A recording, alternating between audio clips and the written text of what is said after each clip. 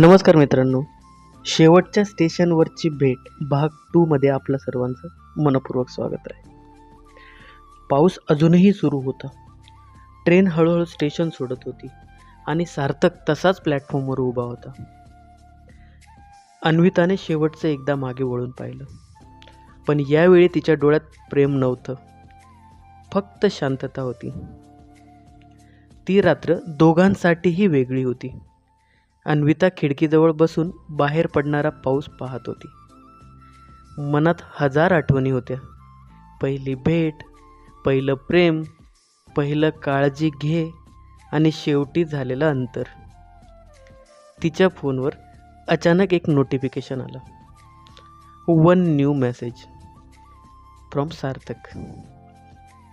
हात थरथरत होता. तिने मेसेज उघडला. मला माहीत आहे मी तुला गमावलं आहे, पण एक शेवटची गोष्ट सांगायची आहे. उद्या संध्याकाळी 5 वाजता त्याच स्टेशनवर भेटशील. अन्विता काही मिनिटे स्क्रीनकडे पाहत राहिली आणि शेवटी तिने फक्त एक शब्द पाठवला, ठीक आहे.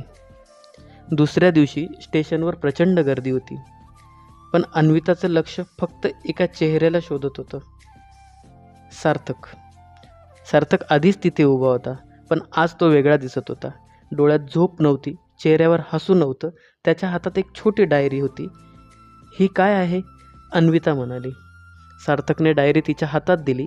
लंडनमध्ये असताना रोज तुझ्याबद्दल लिहिलेलं. अन्विता शांतपणे पानं उलटू लागली.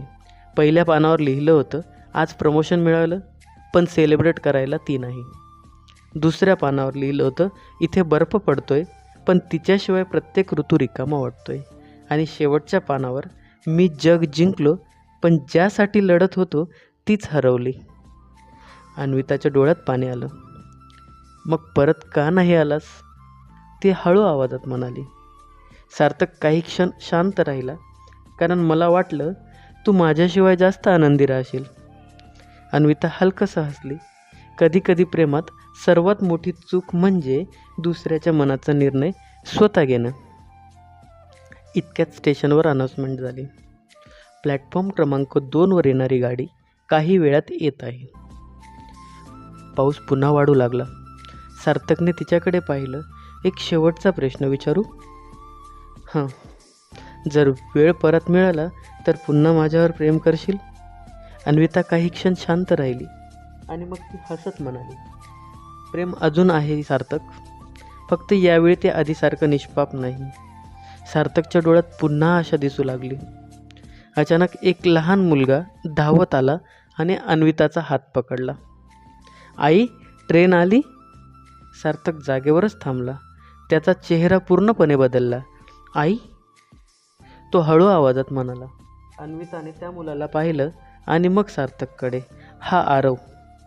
सार्थकच्या डोळ्यात हजार प्रश्न होते. तुझा मुलगा? अन्विताच्या डोळ्यात पाणी आलं. ती हळू आवाजात म्हणाली, नाही, आपल्या प्रेमाची शेवटची आठवण.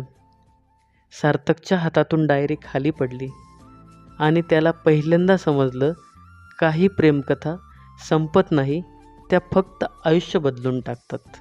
मित्रांनो, स्टोरी आवडली असेल तर लाईक करा आणि